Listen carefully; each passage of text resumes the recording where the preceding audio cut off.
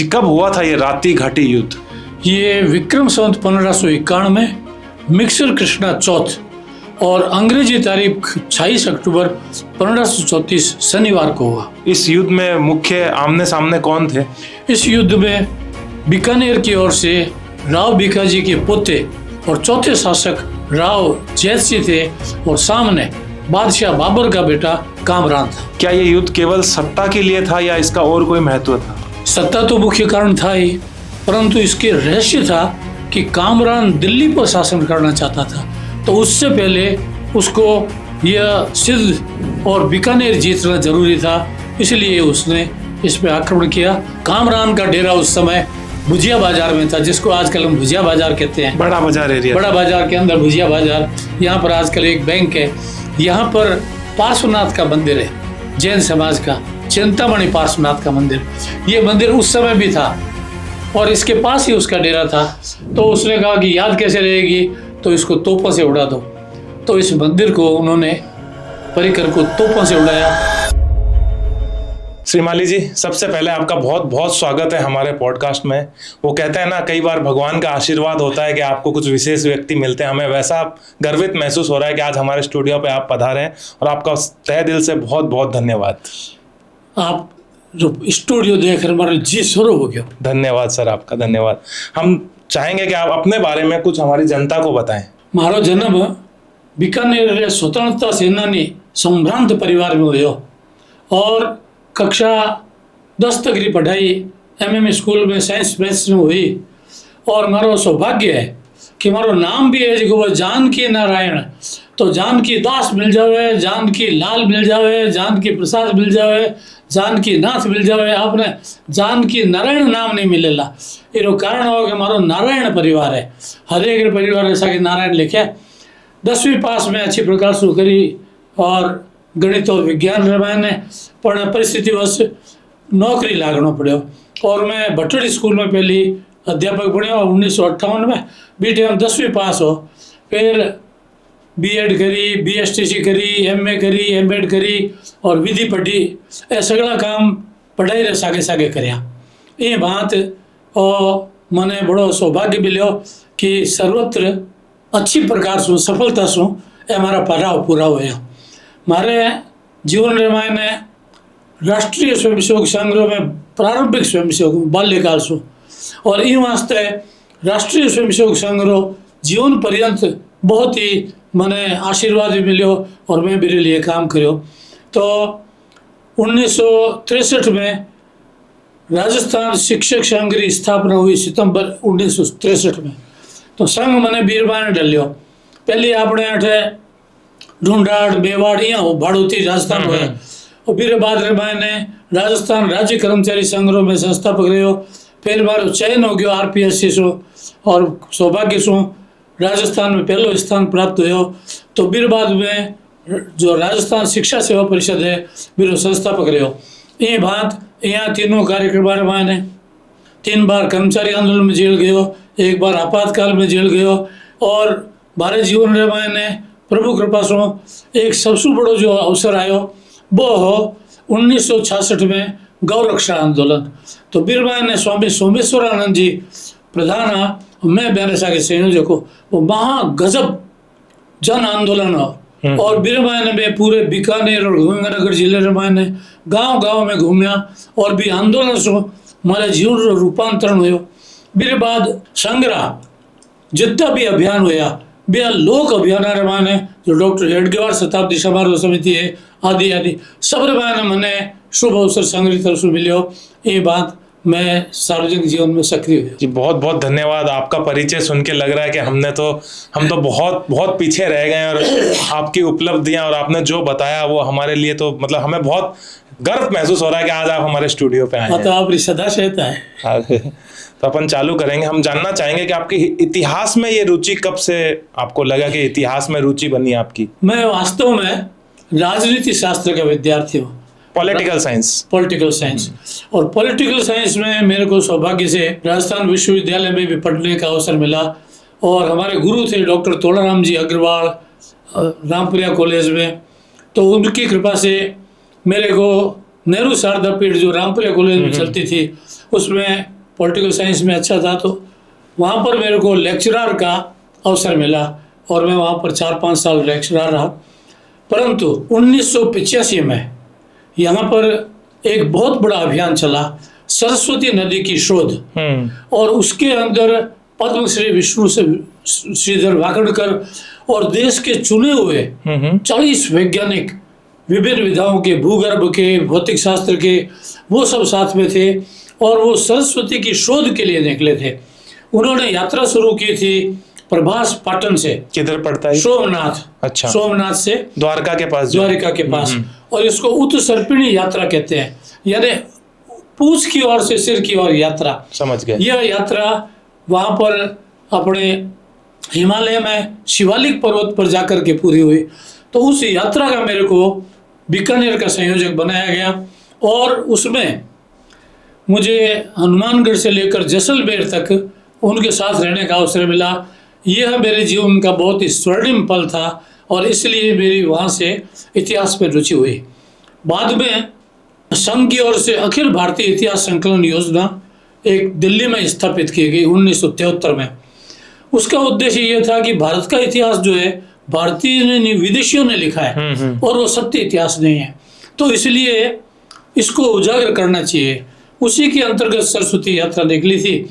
फिर 1990-91 में राजस्थान में भारतीय इतिहास संकलन समिति की स्थापना हुई और उदयपुर के डॉक्टर देव कोठारी जो प्रसिद्ध विद्वान है वो अध्यक्ष थे और सौभाग्य से संघ ने मेरे को महामंत्री बनाया।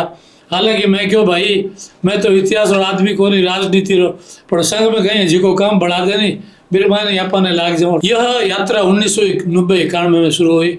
फिर यहाँ पर मोरोपंत पिंगले और ठाकुर राम सिंह जी आए। पिंगले वो व्यक्ति हैं जिनकी स्मृति में जब राम मंदिर अभी निर्माण हुआ तो सबसे पहला नगर बना मोरोपंत पिंगले नगर। मोरोपंत पिंगले ये बाजीराव पेशवा के वंशज थे। इन्होंने राम मंदिर की कल्पना और आंदोलन खड़ा किया था। तो वो यहाँ पर आए, उन्होंने कहा थारे बीकानेर रो कोई ऐसो साच इतिहास जिको सच्चो है पर दुनिया नहीं जाने। तो मैं ने राती घाटी युद्ध रो सुझाव दियो।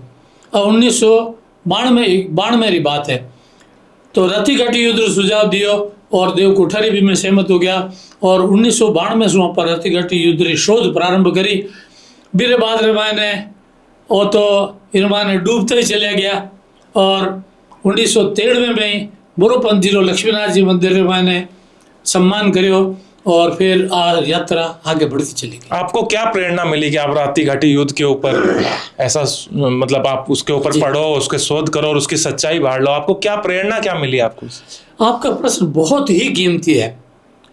यहाँ पर हिंदी विश्व भारती है नागरी भंडार में, वहाँ पर पहले पंडित विद्याधर शास्त्री, फिर उनके पुत्र दिवाकर शास्त्री, अभी गिरजा शंकर जी काम कर रहे हैं।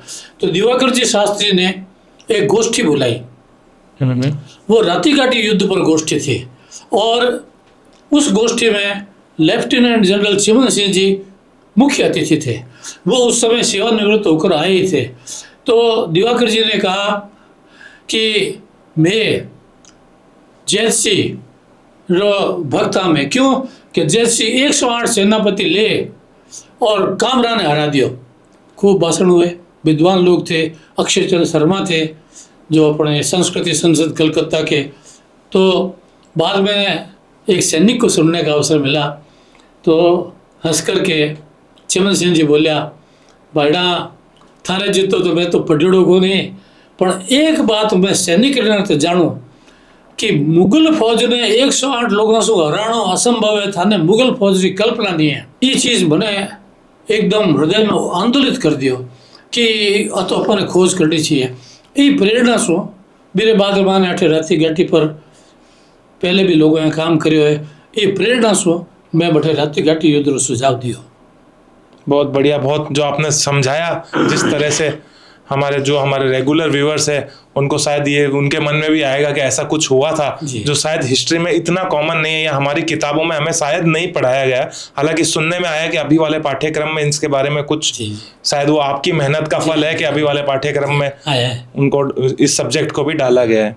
आगे बात करेंगे जी। ये युद्ध हुआ था कौन से सन में? 34। 1534 में। तो मेरे ख्याल से इसके ऊपर ज्यादा लिटरेचर तो अवेलेबल था नहीं। महाराजा गंगा सिंह जी ने कलकत्ता से एलपी टेसिटोरी को बीकानेर में नियुक्त किया और बीकानेर के पोथी खाने को शोध करने का उनको दायित्व दिया।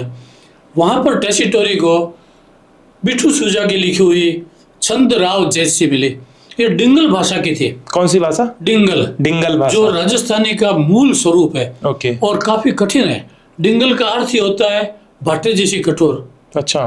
तो इसका अर्थ करना बहुत मुश्किल था। तो छंद राव जैसी बिठू सुजारू कहियो, ये उसका नाम है। उनके साथ उन्होंने 3-4 चारण बंधु लगाए जो बड़े विद्वान थे।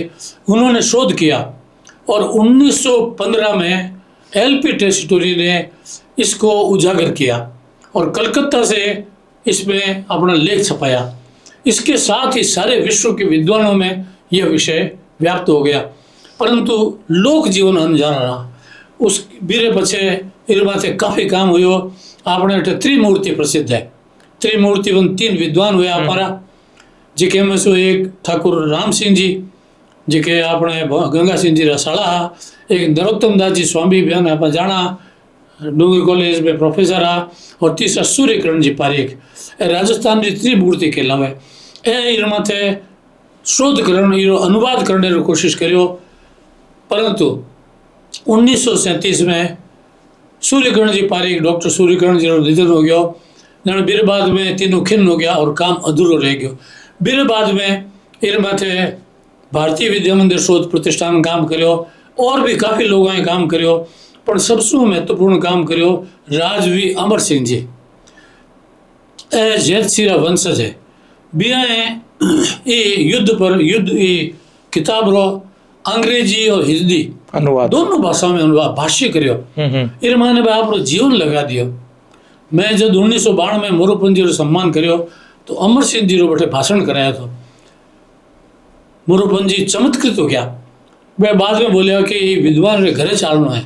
तो मैं मोरोपंत जी लेर ब्यारे घरे गयो। रानी बाजार में नरपसी जी राय पिताजी है अठे वे बोलिया कि वे वाकणकर जी की स्मृति में 51,000 पुरस्कार देवा प्रतिवर्ष। इतिहास में आप दे मैं आपने पुरस्कार देना चाहूँ। मैं बोलिया मैं यहाँ छतरी यहाँ हाथ करा को नहीं पुरस्कार लेवा को नहीं। तो बी आए अनुवाद करियो। फिर सागे सागे जचूरा एक सोनी आ प्राणनाथ जी ब्याह करियो और राजस्थान रा विद्वान आए काम करियो। पर वो सगड़ो काम जी को नहीं, वो एक तरह एकेडमिक यानी शैक्षिक काम हो गया। विद्वानों में चर्चा हुई, जनता में हुई को नहीं। लोग अनभिज्ञ जानता ही को नहीं आर्थिक घटी कहीं हो। फिर मारखने दायित्व आयो जन मैंने लोक जीवन में स्थापित करने का प्रयास करे। आपको इस युद्ध के बारे में पहले से कोई जानकारी थी? जैसे आपने जब ये चालू किया शोध, उससे पहले आपको कोई नॉलेज थी या मतलब हमारी वाली हालत है जैसे हमें भी नहीं पता वैसी हालत थी? सत्य तो यह है कि विशेष जानकारी मुझे थी नहीं। और यह जो हिंदी विश्व भारती मैंने सुना और फिर मैंने प्रस्ताव रखा और एक मेरे को ये दायित्व मिल गया तो मैंने इस पे अपने तरीके से काम शुरू किया। ये तरीका जो था ये था कि बड़े लोगों ने बुला उनका सम्मान करना। तो मोरोपंत जी का सम्मान किया। अगले साल ठाकुर राम सिंह जी को बुलाया जो 1940 के लाहौर के गोल्ड मेडलिस्ट थे एमए के इतिहास के। उनका सम्मान किया। 5100 रुपये बैठ के वो संघ के प्रचारक थे।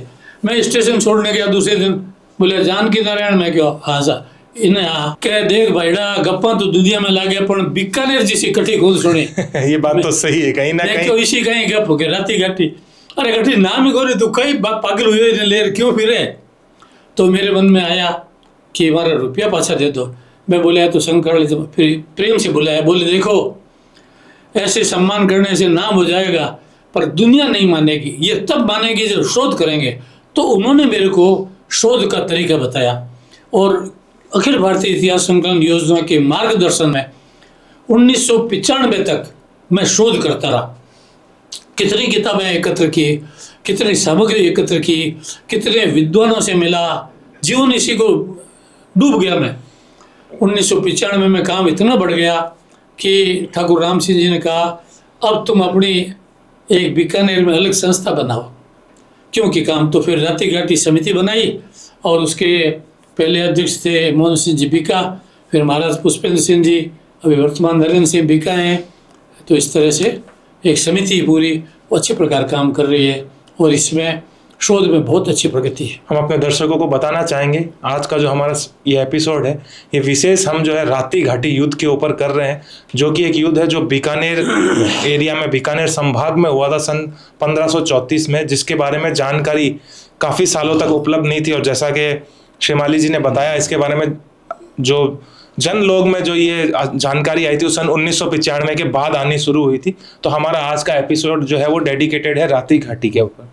शेमाली जी, राती घाटी युद्ध पे पहुंचने से पहले मैं बीकानेर की हिस्ट्री के बारे में आपसे कुछ जानना चाहूंगा। आपका प्रश्न अति महत्वपूर्ण है। ये कहा जाता है कि एक ताने ने बीकानेर बसा दिया।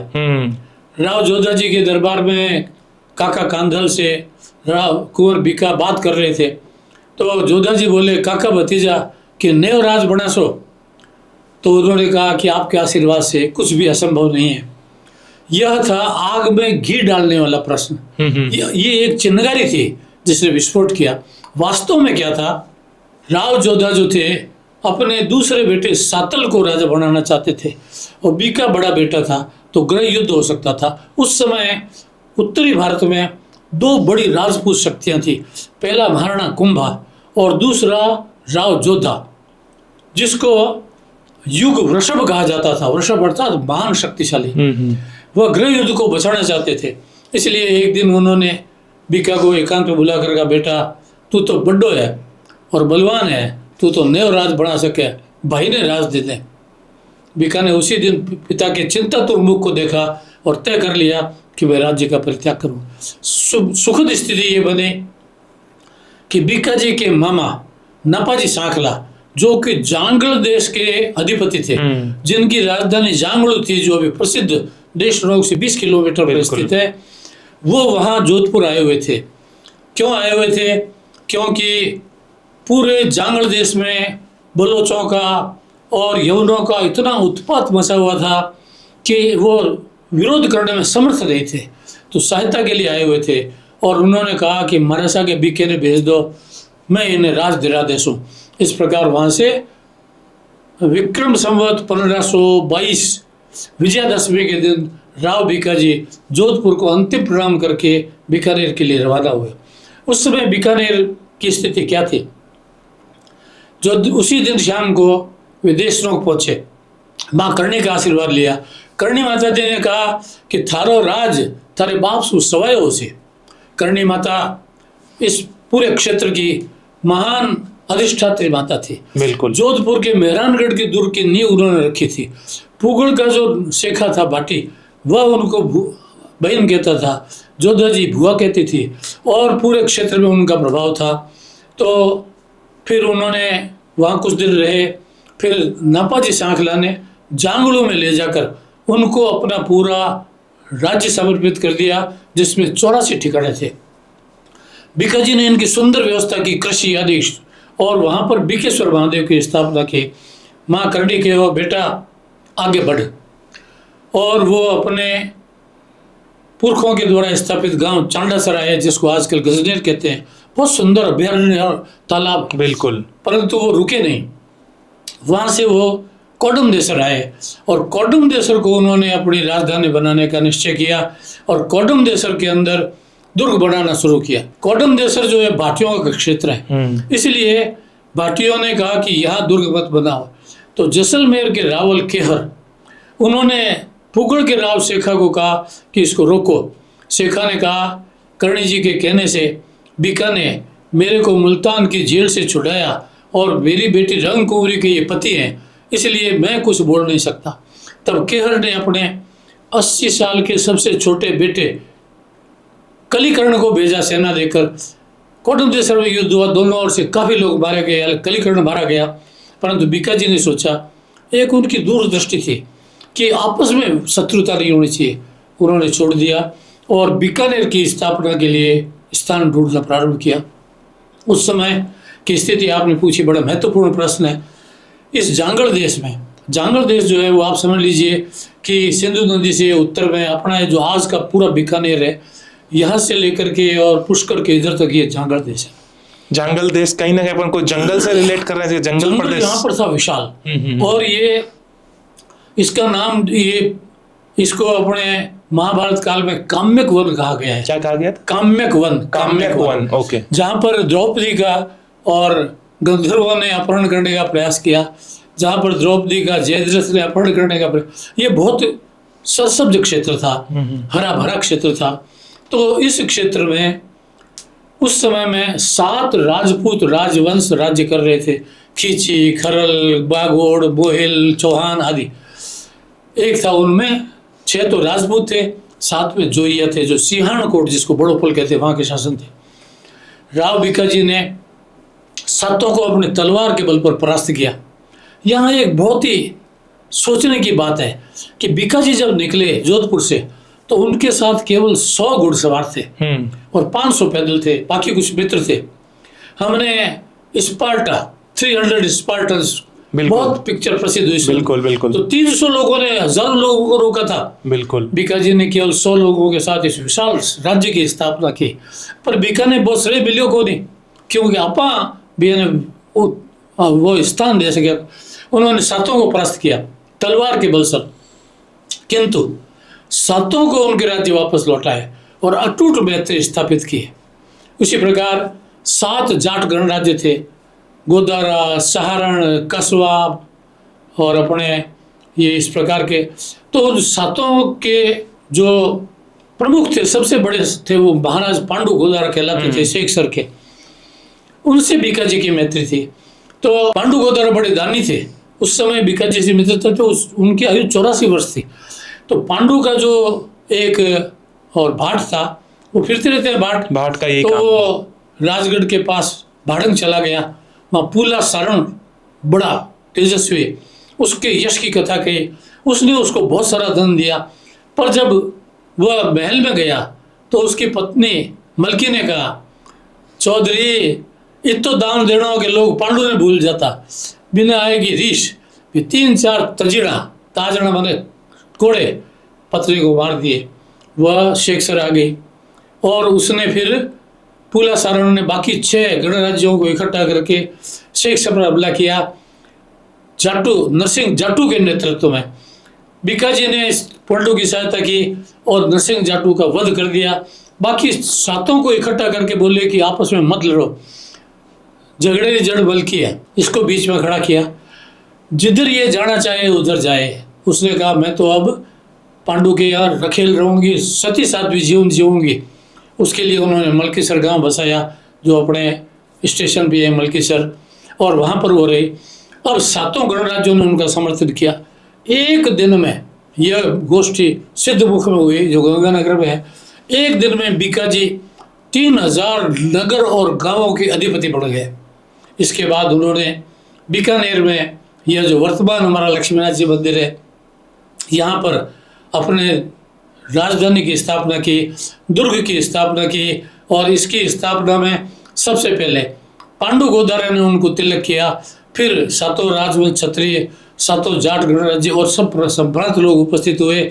इस प्रकार एक अति शक्तिशाली राज्य यहाँ पर स्थापित हुआ, जिसने पश्चिम से उठने वाले मुसलमान आंधियों को हमेशा के लिए अस्त कर दिया। बहुत बहुत धन्यवाद श्रीमाली जी, आपने इतने अच्छे जो इतिहास है उससे हमें अवगत कराया। मुझे भी इसकी कोई जानकारी नहीं थी जो आपने बताया अभी। हालांकि मैं रुचि रखता हूँ पढ़ने में, लेकिन शायद हमने जो सुना हुआ था, जो करणी माता वाली जो कहानी थी कि करणी माता के पास आए थे, वहाँ से आशीर्वाद मिला और बीकानेर की स्थापना हुई।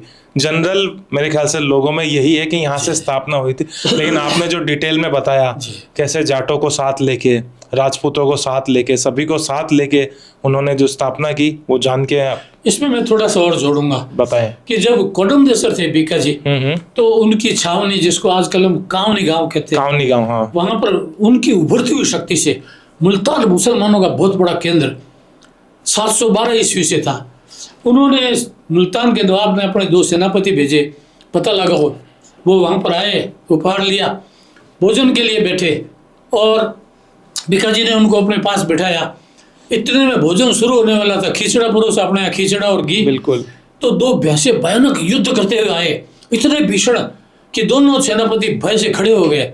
बीकाजी ने हाथ पकड़ा और उन्होंने इशारा किया एक योद्धा को, तो राठौड़ खड़ा हुआ, दोनों भैंसों की सींग पकड़ के झटका दिया, दूर जा पड़े। उन्होंने जाकर कहा इसको जोड़ नहीं करना, और फिर एक स्थायी मैत्री स्थापित हुई। और इसी प्रकार से सीमा जो है आज भारत की, वो बीकाजी की स्थापित की हुई है। उन्होंने इस सीमा के सब क्षेत्रों को जीता। कल रात को सिरसा पर आक्रमण किया है, बिल्कुल सुना था हमने, है ना। ये सरस्वती नगर है, ये हमारी सभ्यता का मूल केंद्र है।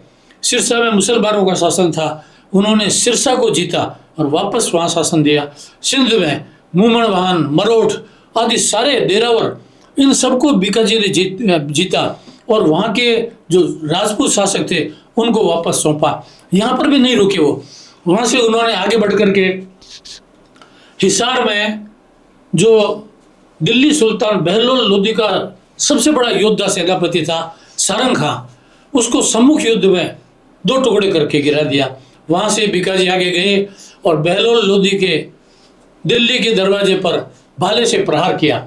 उनके प्रहार पर बहलोल लोदी दरवाजे पर आकर खड़ा हुआ और बोला, बीका थारे बाप जोधा रे कहने हूँ, मैं भारत रे माने जजियो कर समाप्त करियो, तू मासू लड़ने आ गयो। बीका प्रणाम करके वापस आ गया। इस प्रकार बीकाजी का राज्य मूलतः, फिर उसने वापस रास्ते में आते हुए कायम खानियों को परास्त किया जोजरू में। मूलतः मुल्तान से लेकर के दिल्ली तक मोटा मोटी था, और किसी समय हिसार बीकानेर की दूसरी राजधानी था, जैसे श्रीनगर की दूसरी राजधानी जम्मू है। ऐसा विशाल साम्राज्य उन्होंने स्थापित किया।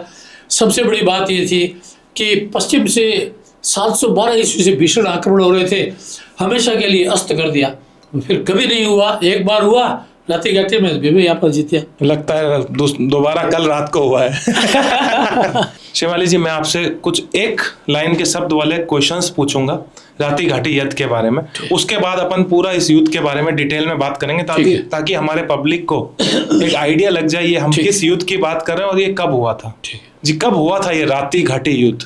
ये विक्रम संवत 1591 में मिक्सर कृष्णा चौथ और अंग्रेजी तारीख 26 अक्टूबर 1534 शनिवार को हुआ। इस युद्ध में मुख्य आमने सामने कौन थे?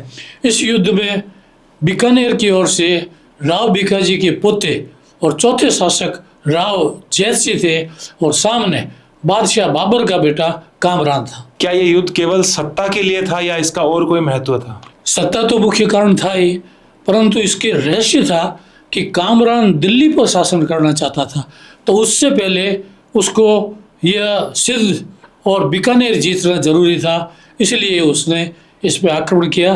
बाकी इसके कुछ और भी कारण हैं, अपन बात करेंगे। युद्ध का परिणाम क्या रहा? युद्ध का परिणाम यह रहा कि यह युद्ध 21 घंटे चला और कामरान पराजित होकर भाग गया। इतना भयभीत होकर भागा कि उसका शिरस्त्राण गिर गया, तो उठाने के लिए नहीं रुका। जी, बहुत बहुत धन्यवाद आपका। अब हम अपनी जनता को बताना चाहेंगे कि आज हम बात कर रहे हैं राती घाटी युद्ध। ये एक ऐसा युद्ध हुआ था जिसके बारे में डिटेल अभी श्रीमाली जी ने अपन को बताई थी। अब हम इसको एकदम डिटेल्स में इसके ऊपर व्याकरण करेंगे पूरा का पूरा कि ये कब हुआ था, क्यों हुआ था और कैसे हुआ था, और एग्जैक्ट लोकेशन। इसके ऊपर इन्होंने एक पुस्तक भी लिखी है जो आपको शायद स्क्रीन पे दिख रही है। इस पुस्तक को आप देख सकते हैं स्क्रीन पे। ये पुस्तक आपने कब लिखी थी? यह पुस्तक 2021 में पूरी की मैंने। 2021 में पूरी की। अब हम चाहेंगे आप हमारी जनता को एकदम डिटेल में बताएं ये युद्ध शुरू होने से पहले क्या माहौल था, किस वजह से ये युद्ध हुआ और इसका आखिरी परिणाम क्या हुआ, और उसके बाद बीकानेर को क्या उपलब्धि मिली। आपका प्रश्न अति महत्वपूर्ण है। बाबर ने दिल्ली पर शासन करने के लिए इब्राहिम लोदी को 1526 में परास्त किया, परंतु उसका वास्तविक जो भय था उसको, वह महाराणा सांगा जो मेवाड़ के थे उनसे था। 1527 में बाबर ने महाराणा सांगा पर आक्रमण किया। भरतपुर से 15 किलोमीटर दूर खानवा के मैदान में युद्ध हुआ। बाबर का केंद्र उस समय तक लाहौर था, हालांकि वो दिल्ली जीत ली थी उसने। लाहौर के राजा ये समझते हैं कि जैसलमेर बीकानेर हमारी मुट्ठी में है। बाबर ने जैसलमेर के राजा को और बीकानेर के जैतसिंह को पत्र लिखा कि मेरे जीवन का महत्वपूर्ण युद्ध है, आप आओ। जैसलमेर तटस्थ रहा, परंतु राव जैतसिंह ने अपने बेटे कल्याण बल को 3000 सेना के साथ में राणा सांगा की सहायता में भेज दिया। कल्याणमल शरीर से अत्यंत विशालकाय था, इतना भारी कि उसको घोड़े पर चढ़ाने के लिए 3-4 लोग चाहिए। तो जयसिंह ने चुने हुए 3000 योद्धा भेजे, और जब खानवा युद्ध हुआ उसमें कल्याणमल वो व्यक्ति था जिसने सबसे पहले बाबर की तोपों पर कब्जा करके उनको शांत किया। तो वो बाबर के ध्यान में आ गया। उसने कहा कौन है, कि जयसिंह का बेटा। युद्ध समाप्त हुआ, राणा सांगा पराजित हो गए, और बाबर ने पहला आक्रमण बीकानेर पर किया। रास्ते में भयानक नरसंहार, बर्बरता, बलात्कार करते हुए नागौर को जीता। तभी यहाँ पर आंधियाँ चलने लगी। तो उसके साथ विद्वान लोग थे, उन्होंने कहा ये आंधियाँ ऐसी हैं कि सेना इसमें दब जाए तो चिन्ह भी नहीं मिलता। वापस लौट गया। उसके पुत्र कामरान को लाहौर और गजनी का शासन मिला, इसलिए फिर से उसकी इच्छा हुमायूं की जगह दिल्ली का शासक बनना था। तो उसने सबसे पहले बीकानेर को जीतने का निश्चय किया, और उसके निमित्त ये था कि पिता ने कहा था कि बेटो मारो बो उसी जिको जयसिंह ने दंड देसी। तो उसने लाहौर से अच्छी सेना सजाई और सबसे पहले भटिंडा को जीता, उसके बाद में भटनेर को जीता। भटनेर में खेत सिंह कांदलोत ने जबरदस्त युद्ध किया, जौहर और शाका किया। वहाँ से वो कामरान बीकानेर आया, और इधर जैसे ही 1527 में बाबर ने बीकानेर पर आक्रमण किया, राव जैसे समझ गए कि यह युद्ध अनिवार्य है। हालांकि बाबर वापस चला गया, परंतु 1528 से ही राव जैसे ने युद्ध की तैयारी शुरू कर दी। और जिस समय भटिंडा को उसने जीता, उससे पहले राव जैसी ने उन सब शक्तियों को फिर से निमंत्रण दिया जिन्होंने खानवा युद्ध में भाग लिया था। उन्होंने हाड़ौती को, उन्होंने मेवाड़ को, उन्होंने बूंदी को, उन्होंने अजमेर को, और उन्होंने जोधपुर को और अमरकोट को, अर्थात जो राजस्थान की जितनी भी शक्तियां थी उन सबको निमंत्रण दिया। आपने निमंत्रण जो होता है वीरों के लिए, तो वर्णानु मंगल गिणे समर चढ़े मुखनूर, तो निमंत्रण पर सब उमड़ कर आए। परंतु जिस मेवाड़ के कारण यह युद्ध हुआ वह मेवाड़ नहीं आ सका, क्योंकि राणा सांगा की पत्नी कर्मवती को बहादुर शाह बाद ने गुजरात ने घेर रखा था, जिसने बाद में जोर किया। तो इस प्रकार राव जयसिंह ने एक बड़ी सेना एकत्र की, और फिर उसने अपनी सेना के 108 सेनापति बनाए। उनमें 54 राठौड़ थे और 54 अलग अलग खापों के, और उसके साथ में मुसलमान भी थे, 3 ब्राह्मण थे, वैश्य थे। सारे लोगों को सेनापति बनाया, और साथ ही एक नई रणनीति अपनाई। उन्होंने बीकानेर दुर्ग में, जिसको अपन सौभाग्यदीप कहते हैं, भोजराज रूपावत और नापाजी सांखले बेटे महेश दास सांखला और सदारण मोहता अपने भारत के बहुत प्रसिद्ध मोहता धर्मशाला वगैरह इनके पूर्वज थे, सदारण मोहता और जैतुंग भाटियों को 2500 की संख्या में दुर्ग सौंप दिया, और स्वयं रात्रि के समय दुर्ग से मुख्य सेना लेकर के बाहर निकल गए। 26 अक्टूबर को प्रातः जब कामरान ने आक्रमण किया तो भोजराज ने दिन भर मुकाबला किया। शाम को रात होते होते भोजराज घायल होकर गिर पड़े। ये इस सौभाग्यदीप दुर्ग की ये विशेषता है, इसके एक ही द्वार है। हर दुर्ग के 2 द्वार जरूर होते हैं, यहाँ प्रवेश के बाद निकास का कोई द्वार। जब भोजराज गिरा तो कामरान ने अपने टोप उतार कर उसको प्रणाम किया। बाद में देर रात तक युद्ध चला और कामरान दुर्ग में प्रवेश कर गया। प्रवेश करने पर उसने कहा कि राजा भाग गयो। तो उसके साथ आलम चालम बेग, जो कि विद्वान भी था और उसका फोस्टर ब्रदर यानी पोषित भ्राता था, उसने कहा कि राजा भाग सके को नहीं, जड़ है वो। कैसे जड़ है कि बीकानेर के राठौड़ अपने लक्ष्मीनाथ जी को राजा मानते हैं, बिरो मंदिर अठे ही है, तो उसको तोड़ दिया जाए। अब वह उस समय छोटा सा मंदिर था, क्योंकि बीकानेर की आय कम थी, परंतु बोथरा जो कि उनके मंत्री थे बीकाजी के, उनके द्वारा बनाया हुआ सुमतिनाथ का मंदिर, जो अपन मंदिर जाते हैं तो देखते हैं भव्य एक मंदिर बाएं हाथ की ओर बना हुआ है, उसको लक्ष्मीनाथ का मंदिर तोड़ के उसको उसने ध्वंस कर दिया और विजय बनाई और आनंद में डूब गया। राव जयसिंह ने अर्धरात्रि को वापस अपने 108 सेनापतियों को लेकर के अर्धरात्रि को हमला किया। यहाँ उन्होंने एक अति असाधारण, जो राजनीति के और रणनीति के विशेषज्ञ हैं वो कहते हैं कि यह उसका निर्णय युद्ध के इतिहास का एक असाधारण निर्णय था। उसने कामरान की सेना 4 कोस में फैली हुई थी, विशाल सेना थी, चतुरंगिणी सेना थी। तो उन्होंने आसपास के 10 कोस के गांवों के सब लोगों को विश्वास में लिया। जैतसी के प्रति जनता का अटूट विश्वास था। जब कामरान ने हमला किया तो जैतसी ने कहा कि जनता को मैंने मेरे हृदय में धारण किया है, इसको छेदे बिना एक व्यक्ति को भी नहीं मार सकते। ये मुसलमानों के जहाँ आक्रमण होते थे, बलात्कार, नरसंहार, बीकानेर में एक बलात्कार नहीं हुआ, एक नागरिक का वध नहीं हुआ, क्योंकि राव जैतसी ने पूरा बीकानेर पहले ही खाली करा दिया। एक नगर में कोई व्यक्ति नहीं रहा। यहाँ पर मैं थोड़ा कहना चाहूँगा कि कुछ व्यक्ति रहे जो मानते ही नहीं। बीकानेर में उस समय करीब 6 मंदिर थे। उनके जो पुजारी थे, सेवक, और उनके जो ट्रस्टी थे, उन्होंने कहा कि हम अपने देवता को छोड़ के कहीं नहीं जाएंगे। यह भारत के इतिहास का एक स्वर्णिम अध्याय है। इसके लिए राती घाटी समिति ने समस्त सेवकों का लक्ष्मीनाथ मंदिर में सम्मान भी किया था। परंतु यह मंदिर ध्वस्त नहीं हुए।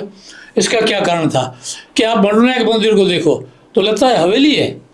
बीकानेर में तो मुगल छाए हुए थे, तो घर समझ के वो ध्वस्त नहीं हुए और उनकी प्राण रक्षा हुई। इस अर्धरात्रि युद्ध में उन्होंने 10-10 कोस में फैली हुई जो अपनी जनता थी उससे आग्रह किया, ठीक आधी रात में हम लोग करूँ 12 बजे, तो भी उस समय आप अपने बैलों के सींगों पर मसाले बांधो और जिनके ऊँट है, ऊँट पर पलाण बन के उस पर नगाड़े बजाओ और 3-3 एक ऊँट पर 3-3 मसाल लगाओ और फिर इस युद्ध क्षेत्र के चारों ओर एकदम गजब घुड़दौड़ मचा दो। यह 4 कोस में फैली हुई सेना को 10 कोस, इसने चक्रव्यूह बनाया था कामरा ने, परंतु 10 कोस के अंदर जो भयानक वो हुई, लपट झपट करके और आंधी से आकाश भर गया। ये पहाड़ी सैनिक ये समझ ही नहीं पाए कुछ। और इसी समय राव जैतसी ने आक्रमण किया।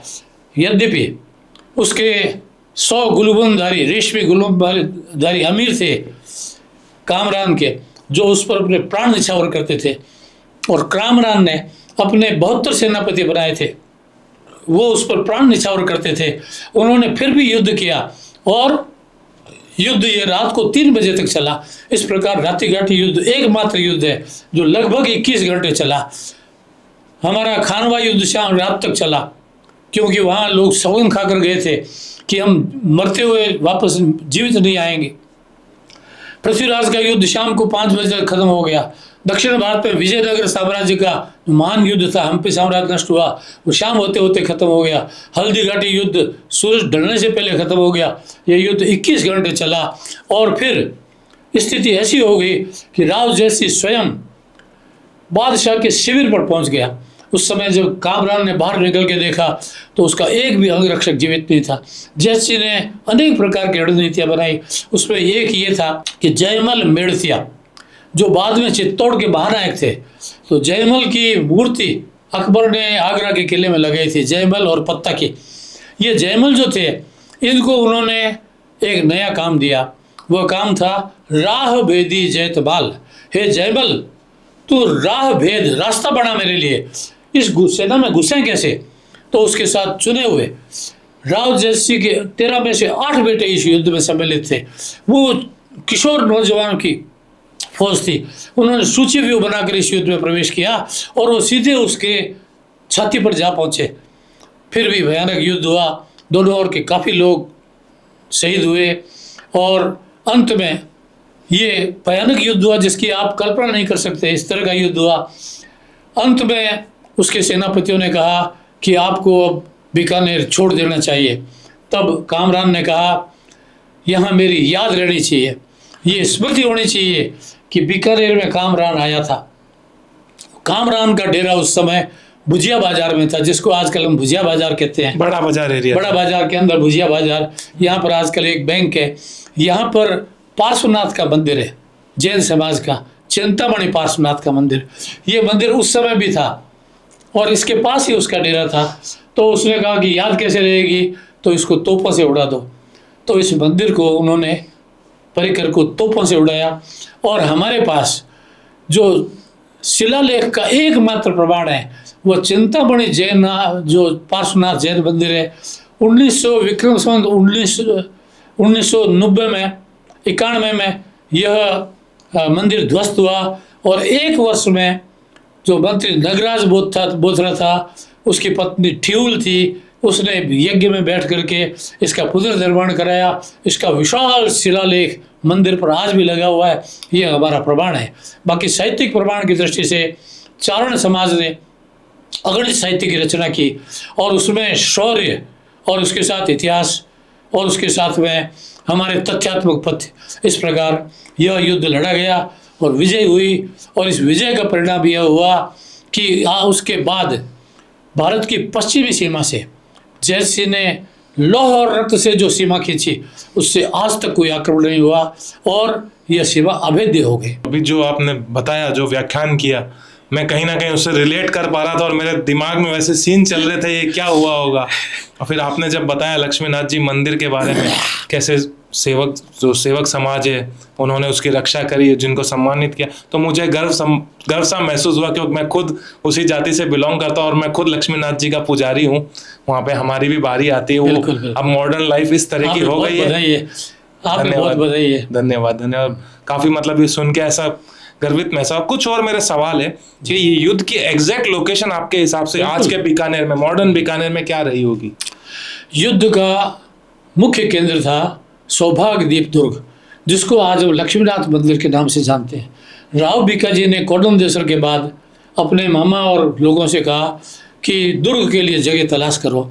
तो मामा नापाजी सांखला सुगनी थे, सत्यवादी थे। वो यहाँ पर एक दिन आए तो उन्होंने देखा कि ये राती घाटी, ये क्षेत्र राती घाटी कहलाता है। यहाँ एक भेड़िए ने मेमने को उठा लिया। तो भेड़ ऐसी भिड़ी कि मेमने से भेड़िए को छुड़ा लिया, लहू लुहान होकर भेड़िया भाग गया। उन्होंने कहा यह पराक्रमी धरती है, यहाँ पर दुर्ग बनाओ। यहाँ पर दुर्ग बनाया और इसी स्थान पर कामरान ने आक्रमण किया। इसके साथ राव जैसी जो थे, उन्होंने अपनी जनता को, उस समय आबादी करीब 14,000 रही होगी, क्योंकि बीकाजी ने राज बनाया तो आबादी 6,000 थी। तो 6 ढाया 15, 14-15,000 आबादी थी। उनको आसपास के क्षेत्रों में सब जगह भेज दिया। तो युद्ध क्षेत्र वास्तव में तो यह बीकानेर के चारों ओर के 10 किलोमीटर का क्षेत्र है। यह सारा युद्ध क्षेत्र था और भीषण युद्ध हुआ, असाधारण युद्ध हुआ, क्योंकि आफ्ताब जो कि कामरान का प्रमुख सेनापति था, वह भी बहुत प्रसिद्ध सेनापति था। कामरान वो व्यक्ति था जो खानवा युद्ध का बाबर का प्रथम सेनापति था। और ये मुसलमानों के इतिहास में माना जाता है कि कामरान अजय है, उसको कोई परास्त नहीं कर सका। इसलिए आपको ध्यान होगा, पाकिस्तान का जो परमाणु केंद्र है उसका नाम कामरा है, क्योंकि वो मानते हैं कि यह कभी पराजित नहीं हुआ, परंतु ये भारत में पराजित हुआ। तथापि मुसलमान इतिहासकारों ने और पश्चिमी इतिहासकारों ने हमारे साथ न्याय नहीं किया। और फिर भारतीय इतिहास संकलन समिति और हमारी समिति और थोड़े बहुत मेरे प्रयासों से यह आज लोक जीवन में प्रतिष्ठित हो चुका है। इसके लिए हम 1990 से बहुत प्रयत्न कर रहे हैं, प्रतिवर्ष उत्सव करते हैं, साहित्य का ज़बरदस्त प्रकाशन और वितरण किया है, लाखों पुस्तकें वितरित कर दी हैं। और इसके जो परिणाम है वो मैं आपको फिर बताऊंगा। कामरान की मृत्यु कहाँ हुई थी? कामरान की मृत्यु, बाबर ने पुत्र हुमायूं को लिखा कि भाइयों से प्रेम रखना और इनको मारना मत। परंतु कामरान वह शासन दिल्ली का चाहता था। उसने गजनी का उसको राज्य मिला तो उसने लाहौर ज़बरदस्ती जीत लिया। तो हुमायूं सेना लेकर दंड देने चला तो उसने एक लंबी कविता लिखी भाई को। हुमायूं साहित्य प्रेमी था। जिस समय शेर शाह ने उसको हराया तो सोना चांदी नहीं, अपनी लाइब्रेरी लेकर के वो रवाना हुआ था। तो उस कविता से वो प्रसन्न हो गया और बोले अरे भाई ईश्वर चोखी कविता लिखी है। वापस आ गया, परंतु उसने दुष्टता नहीं छोड़ी और निरंतर उसको परेशान करता रहा। बार बार क्षमा करने पर भी अंत में परेशान होकर हुमायूं ने उसकी दोनों आंखें फोड़ दी। उसके पास जब बाबर ने सिंध को जीता तो उस समय में कामरान की नज़र एक मुसलमान भाटी की पुत्री पर पड़ी और उसने जब दिल्ली जीत ली तो अपने बहन से कहा कि बाबर से कहो, पिता से कहो कि उस लड़की से मेरी शादी करा दे। वो बोला कि बादशाह का बेटा और छोटे जागीरदार से। तो उसने कहा पिताजी, उसकी आंखों में मैंने राजपूती चमक देखी है, वो जौहर करने वाली लड़की है, उसके साथ उसकी शादी हुई। उसके जीवन का अंतिम समय में कोई उसके साथ नहीं था, वह राजपूत मुसलमान बाला उसके साथ थी और हज की यात्रा के लिए वो गया मक्का मदीना, वही उसका निधन हो गया। शिमाली जी हमें और बताएं, मन नहीं भरा, और बताइए उसके बारे में। यह राव जैसी अत्यंत विलक्षण व्यक्तित्व का धनी था। बाबर ने भगवान राम का मंदिर तोड़ा और उसके सेनापति मीर बकी ने राम का मंदिर तोड़ा। इसलिए राव जैसी ने इस युद्ध का घोष रखा था, राम राम जय श्री राम।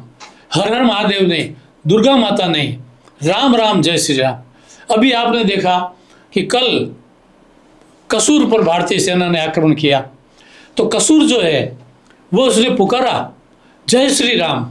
अरे जय श्री राम क्यों पुकारा? क्योंकि कसूर जो है वह भगवान राम के पुत्र कुशवाहा ने स्थापित किया था। राठौड़ जो हैं वह भगवान राम का परम सम्मान करते हैं, इसलिए इस युद्ध का घोष था जय श्री राम, राम राम। और इस प्रकार इस युद्ध में उन्होंने जो अयोध्या का राम मंदिर ध्वस्त किया था उसका बदला लिया। साथ ही जो 108 सेनापति थे उनके बारे में थोड़ा सा, 54 राठौड़ सेनापति थे। तो इसमें ये है कि राठौड़ जाम ने इस युद्ध में भाग लिया, कोई राठौड़ ऐसा नहीं रहा जिसने भाग नहीं लिया हो। अब किसान राठौड़ सीरवी, उन्होंने इसमें भाग लिया। इसके अलावा क्षत्रियों की सभी 36 कौमों ने भाग लिया। बीकानेर के किशनदास सेवड़ जो कि राजपुरोहित हैं, वो उन्होंने इसमें भाग लिया। और साथ ही अपने 3 मुसलमान सेनापति थे, यानी संपूर्ण लोक समर्थन के साथ उन्होंने सर्व समाज से लड़ा था सर। ये भी अपने आप में इतिहास में एक बहुत मतलब रोचक तथ्य है कि मतलब सर्व समाज को लेके ये युद्ध लड़ा गया था, जिसमें आप बता रहे हो कि 3 मुसलमान। इसमें एक और है, 2 महीने से अधिक कामरान बीकानेर की धरती पर रहा, परंतु एक भी विश्वासघात नहीं हुआ। यहाँ मुसलमानों की उस समय बहुत बड़ी आबादी थी, जो ये तो राजवंश थे और उस समय मुसलमानों की बड़ी आबादी थी। और मुसलमान जो थे बड़ी संख्या में, उसका उन्होंने जब वो महाजन पहुंचा तो उसका उन्होंने छाछ वगैरह पिलाकर बड़ी संख्या में उपस्थित होकर स्वागत किया था। और क्योंकि उसने कहा था कि मैं अब जागड़ का अधिपति हो गया हूँ और किसी को मेरे से भय करने की जरूरत नहीं है। वहाँ से बहुत सारे मुसलमान उसके साथ हो गए। जिस समय रात को युद्ध शुरू हुआ, रात का युद्ध, उस समय कामरान ने अपने सेनापति से कहा कि बीकानेर के जितने मुसलमान हैं इन सबको बंदी बना लिया जाए। ये मेरे नहीं हैं, ये विश्वासघाती हैं और इसलिए सुबह इनका फैसला करेंगे। परंतु उसकी सुबह हुई नहीं। 3 बजते बजते राव जैस्य ने सौभाग्यदीप दुर्ग में प्रवेश किया, नारियों को, गौओं को मुक्त किया और मरुधरा मंडी उत्सव मनाण, मरुधरा में महान उत्सव का आरंभ हुआ। तो आपने बताया कि कामरान 2 महीने रहा था अपने इस एरिया में और जो ये लड़ाई हुई थी वो एक ही दिन में समाप्त हुई थी। तो कामरान कौन सी, अभी नए बीकानेर की कौन सी एरिया में रहता था, या उसका जो साम्राज्य उसने बनाया था वो कहाँ पे था? उसकी 20,000 सेना थी, मध्य एशिया की सबसे प्रतिष्ठित सेना थी। परंतु जब उसका बटनेर में युद्ध हुआ, बटनेर में उसने कहा था कि हम 2 घंटे में बटनेर को जीत लेंगे।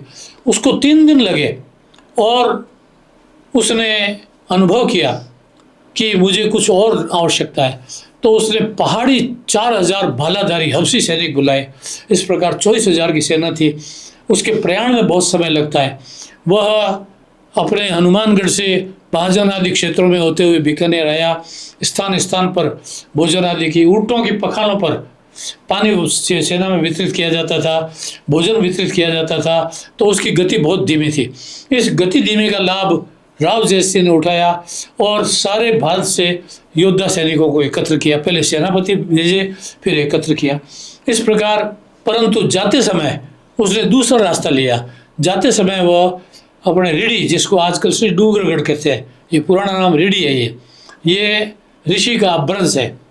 यहाँ से तारानगर वगैरह होते हुए और अपने आगे ब्रह्माणी माता का मंदिर जाता है, पल्लू और रास्ते में भाणिदा आता है गांव, ये ब्राह्मणों का गांव है बड़ा, उसके पहले छोटड़िया गांव आता है, ये सूंगा चारणों का गांव है। यहाँ पर जगह जगह उसका विरोध हुआ और राव जयसिंह ने सेना लेकर के उसके पीछे सेना भेजकर उसको खदेड़ने के लिए जबरदस्त प्रयत्न किया। तो यहाँ एक चारण योद्धा बलिदान हुआ और उसका छत्र गिर गया, परंतु छत्र गिरने उठाने के लिए भी नहीं रुका और भागा और केवल लाहौर पहुंचकर ही उसने सांस ली। इस प्रकार लाहौर जो लवपुर है, जो भगवान राम के पुत्र लव के नाम पर बसा हुआ है, उस लाहौर में हमारा जो दबका था, हमारा जो युद्ध का घोष था, वह जा पहुंचा। बल और बुद्धि का सही उपयोग जो आपने बताया, उससे लगता है बल और बुद्धि का सही उपयोग करके ये युद्ध जीता गया था। केवल बल से नहीं जीता गया था, बुद्धि से भी ये युद्ध जीता। तभी आप कह रहे हो 21 घंटे ये चला ये युद्ध, तो बल बुद्धि से उनको खदेड़ा गया था यहाँ से।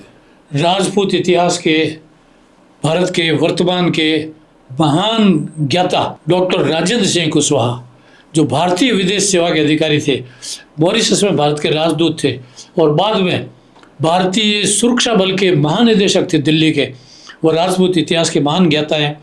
उन्होंने एक पुस्तक लिखी, भगवान राम टू अटल बिहारी वाजपेयी। उस समय अटल बिहारी प्रधानमंत्री थे।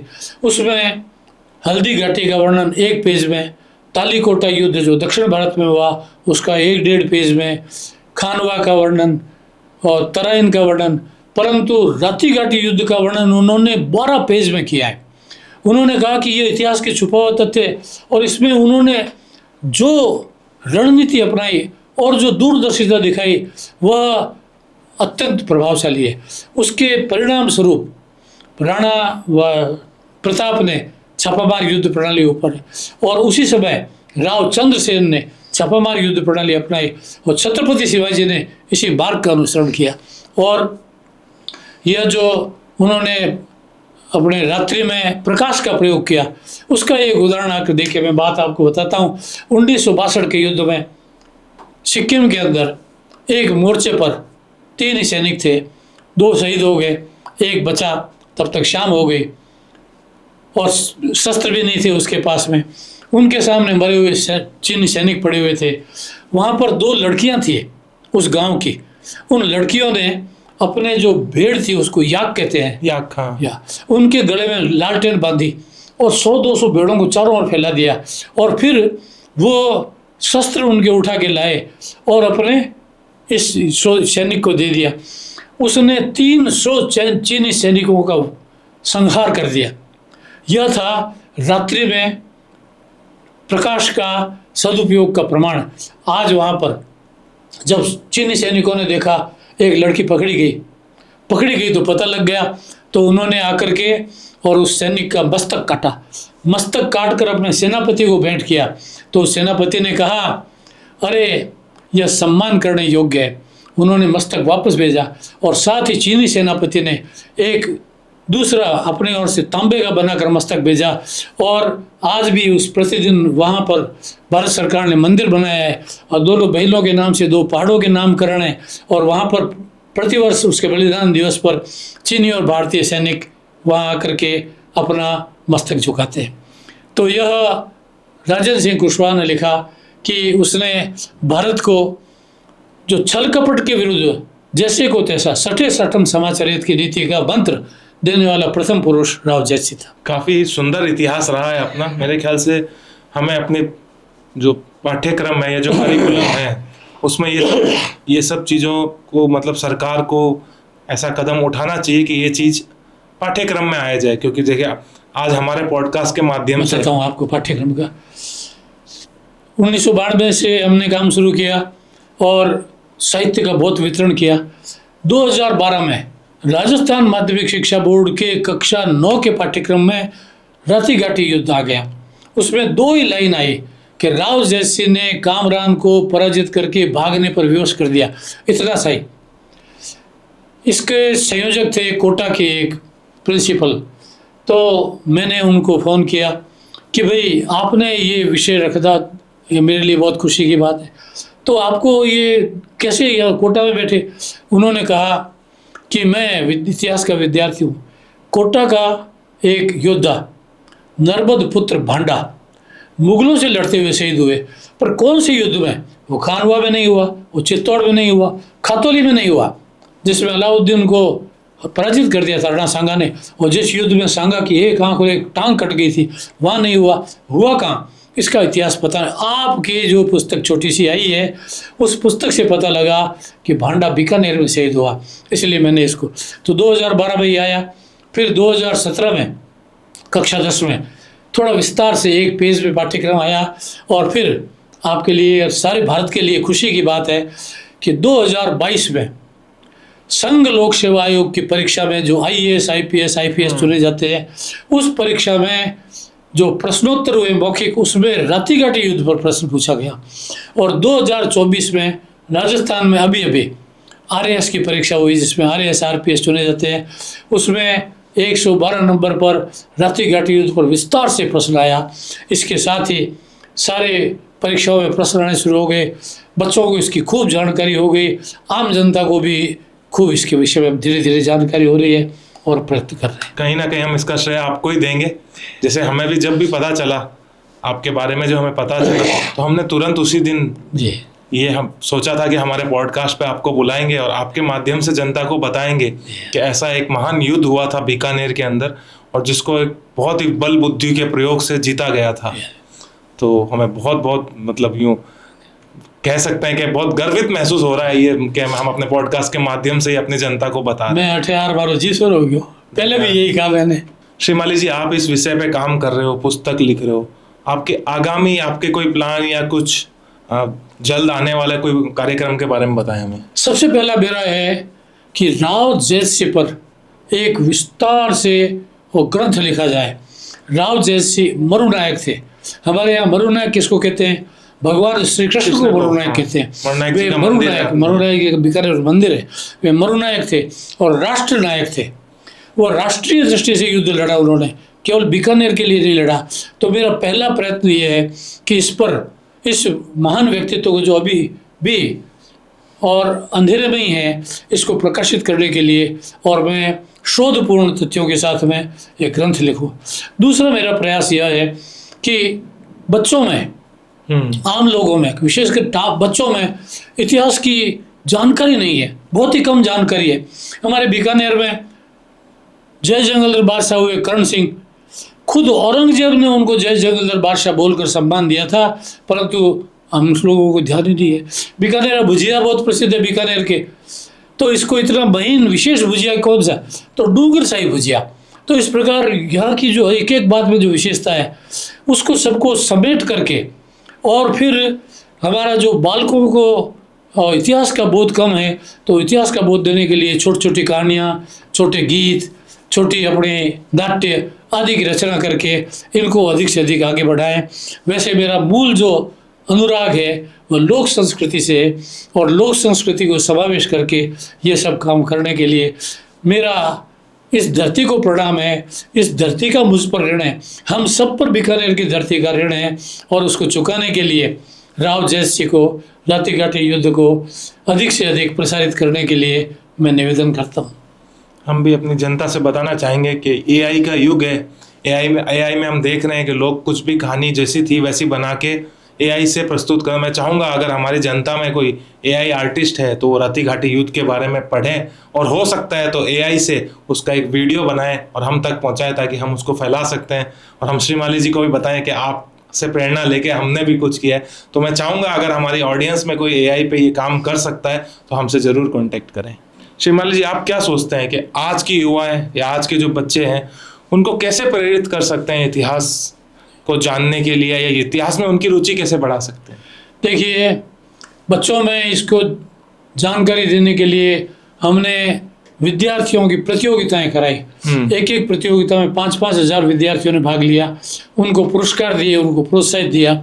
परंतु अब जो काम हुआ है कि जो UPSC RPSC में है, उससे जो बड़े बच्चे हैं, जो प्रतियोगी परीक्षा के बच्चे हैं, वो सब इसको खूब पढ़ने लगे हैं, और BA और उससे ऊपर के लोग परंतु जो छोटे बच्चे हैं उनमें अभी तक ये नहीं आया।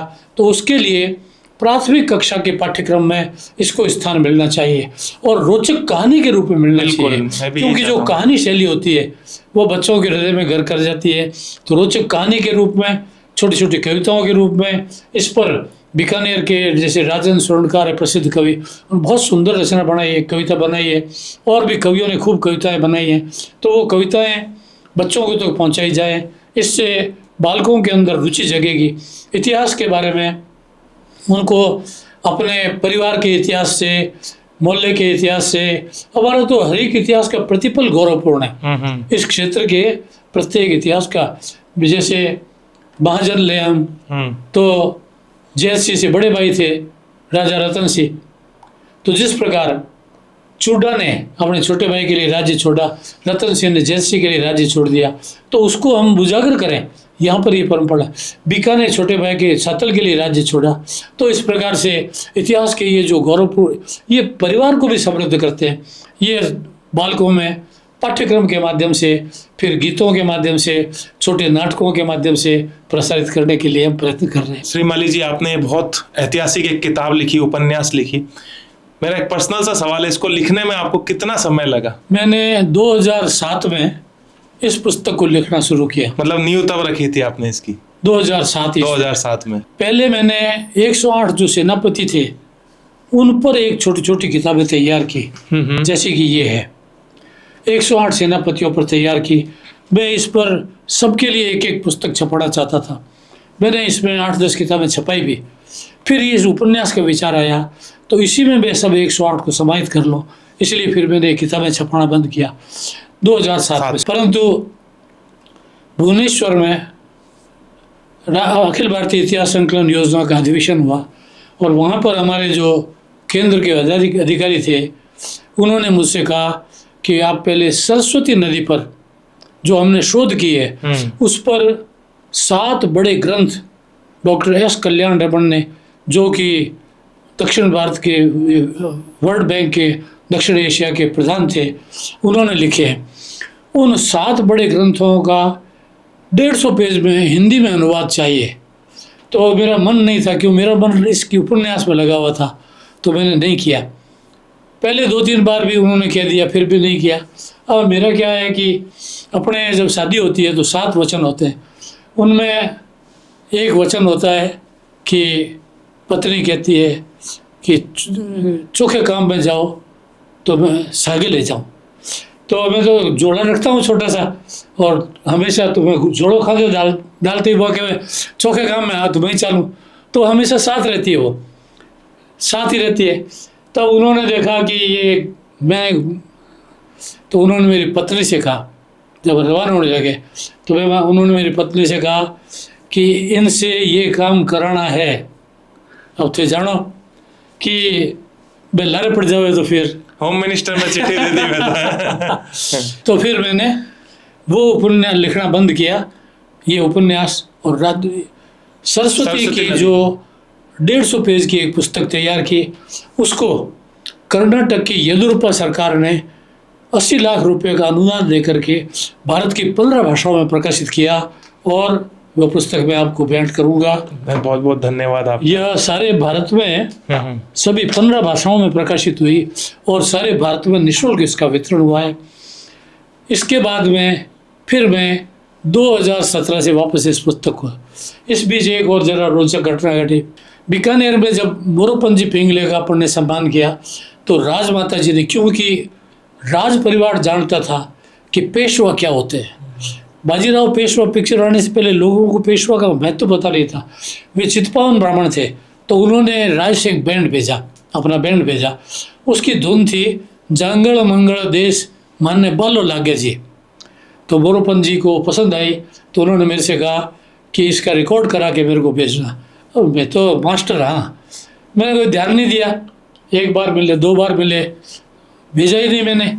तो मेरी पत्नी साथ रहती, 3री बार गए तो उन्होंने उसको पास बिठाया और बोला कि वो जंगल बंगल देश बनार भेजो। तो फिर वही आखिर बीकानेर आए, वहाँ जाके दोबारा बनाया, और नागपुर संघ कार्यालय जाके उनको भेंट किया। उन्होंने अपने पास बिठाया, मैंने दूर बिठाया। फिर भारतीय इतिहास संकलन समिति का दादर में यशवंत भवन में कार्यालय हुआ, नया कार्यालय खुला पूरे महाराष्ट्र के लिए। उसके उद्घाटन में हम भी गए थे। तो सुबह 4:30 बजे जो प्रमुख थे संघ चालक वो आए और बोले कमला जी कौन है, तो आए कि आपको पूजन में बैठना है।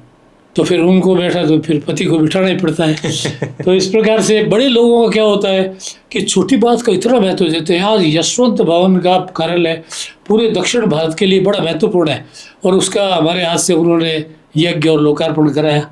तो इस प्रकार इसमें खूब खसी घटनाएं होती रही और हम आनंद से काम करते रहे। बड़े लोगों ने डांटा भी, प्यार भी किया। एक बार एक पुरुषोत्तम आशोपा अपने बीकानेर के बहुत प्रसिद्ध आलोचक थे, तो एक किताब के लोकार्पण में उनको बुलाया। तो फिर दिवाकर जी ने कहा ये ना बुलाए, वो कठोर है। तो मैंने उनको बुला लिया, तो उन्होंने आलोचना की। तो मैंने तो मास्टर हर एक बात का जवाब दिया। तो मेरे बड़े भाई थे उस समय जगदीश जी, वो खड़े हुए अंत में धन्यवाद के लिए बोले हर बात का जवाब देना जरूरी नहीं है, कहो जी करो ध्यान कर, कान पकड़। आनंद हुआ।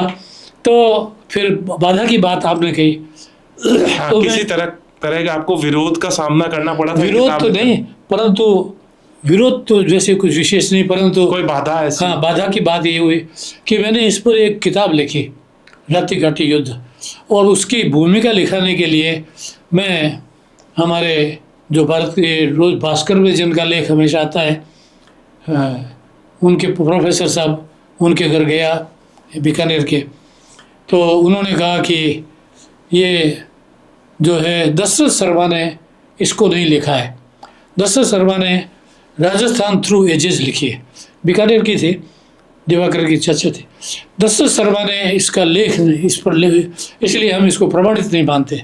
फिर मैं देवड़ा जी के पास गया जो कोटा यूनिवर्सिटी के वाइस चांसलर थे और बीकानेर के ही हैं। उनसे मैंने कहा इसकी भूमिका लिखो। तो उन्होंने कहा दशरथ शर्मा हमारा गुरु आ, मैं लिखो को नहीं, मैं तो इन्हें मानू को नहीं। और देवड़ा जी के शिष्य ये हमारे प्रिंसिपल साहब थे अपने बीकानेर के, नाम भूल रहा हूँ। फिर मैं इस पर शोध करता रहा और जब दोबारा मैं इनके पास गया देवड़ा जी के पास और प्रिंसिपल, तो उन्होंने 2003 में इसकी भूमिका अपने हाथ से लिखी और लिखा कि एक सुप्त रहस्य को आज उजागर करके मरुधरा पर बहुत उपकार किया। उपकार तो धरती रोए अपन ने। तो इस तरह का थोड़ा रहा। और शुरू में भारत में क्या है कि इंडियन हिस्ट्री कांग्रेस ये प्रभावशाली थी, इसका केंद्र कलकत्ता था। तो ये हमारे को महत्व नहीं देते थे, हमारे इतिहास को। तो उनकी ओर से थोड़ा विरोध हुआ, परंतु अंत भला सो भला। बीकानेर में अखिल इंडियन हिस्ट्री कांग्रेस की राष्ट्रीय कॉन्फ्रेंस हुई, तो उसमें समापन सत्र में मेरे को अध्यक्ष बनाया और उन्होंने इतिहास पर जानकारी ली। तो ये होता है, शुरुआत में थोड़ी बाधा होती है, फिर लोग समझते हैं तो सहयोग करते हैं। अब सबका सहयोग है और मैं सबके लिए आभारी हूँ। और थोड़ी बाधा नहीं आती तो मजा ही को नहीं आता। वही मतलब अगर क्रिटिक्स ही नहीं आए तो उस चीज़ में इतना मज़ा नहीं आता। तो इसीलिए मेरा सवाल आपसे जानना था। शिमाली जी, हम अभी रोज़ न्यूज़ में देख रहे हैं इंडिया पाकिस्तान लड़ाई के एकदम उस पर आ चुके हैं। तो आपने अभी एक बहुत सुंदर अपने पॉडकास्ट में एक बात बताई थी लाहौर के बारे में। तो हम चाहेंगे आप हमारे पब्लिक को संक्षिप्त में बताएं लाहौर क्या था और इसका नाम लाहौर कैसे हुआ। भारत के केंद्रीय राज्य सत्ता सीमा के लिए हमेशा सजग रही, इसलिए भगवान राम के द्वितीय पुत्र लव ने लाहौर की स्थापना की, लवपुर की स्थापना की, जिसको आजकल लाहौर कहते हैं। ये बहुत ही प्राचीन, ऐतिहासिक और महत्वपूर्ण स्थान है। शिमाली जी, ऑपरेशन सिंदूर के बारे में हम आपसे कुछ जानना चाहेंगे। इसका जो नाम है, इसको अगर अपन साहित्य हिस्ट्री से जोड़े तो इसका क्या मतलब निकलता है? ऑपरेशन सिंदूर जो है यह पहलगाम पर मुझके आक्रमण के कारण से हुआ, परंतु भारत का ऑपरेशन सिंदूर 712 ईस्वी से चल रहा है। कासिम ने देवल पर आक्रमण किया, 30,000 पुजारियों का वध किया, 30,000 महिलाओं के माथों का सिंदूर पूछ गया। उसका बदला लेने के लिए 2 बहनों ने जाकर के और उसका बदला लिया और विजय प्राप्त की। फिर निरंतर ये ऑपरेशन सिंदूर चल रहा है। यह हमारी हिंगलाज माता जो है, यह भगवान शिव की पत्नी सती, उसका जो मस्तक है उस पर सिंदूर लगा हुआ है, इसलिए बलूचिस्तान में हिंगलाज है। और हमारी महिलाएं इसको सौभाग्य का चिन्ह मानती है, इसलिए उनका सौभाग्य पूछा तो हमने उनको सबक सिखाया। शिमाली जी, आपसे बात करके और अभी जो जियो पॉलिटिकल इशू चल रहे हैं अपने देश में, उनको देखते हुए मैं कहीं ना कहीं को रिलेट कर पाया इन सब चीज़ों के। जो अपने देश पे किसी तरह का युद्ध हुआ है या आज जो इस फ्रंट पे युद्ध चल रहा है, कई सालों पहले, कई सदियों पहले भी ऐसा युद्ध हुआ था। तो हम चाहेंगे कि ये युद्ध जल्दी समाप्त हो और जीत हमेशा हम चाहेंगे अपनी हो। जैसे आपने बताया राती घाटी युद्ध में जैसे हमारी जीत हुई थी, तो हम चाहेंगे वैसी हो। आप हमारे नौजवान या हमारे देश के लिए कोई संदेश अगर देना चाहें, ताकि हम इस अपने प्रोग्राम को, आज के प्रोग्राम को कंक्लूड करें, उससे पहले तो आभार। संपूर्ण राष्ट्र के नौजवानों को, स्त्री पुरुषों को मेरा ये निवेदन है कि राष्ट्र ही प्रथम है, इसलिए राष्ट्र को सम्मान देते हुए अपने नागरिक कर्तव्यों का दृढ़ता से पालन करें। बहुत बहुत धन्यवाद आपका शिमाली जी। ठीक सर।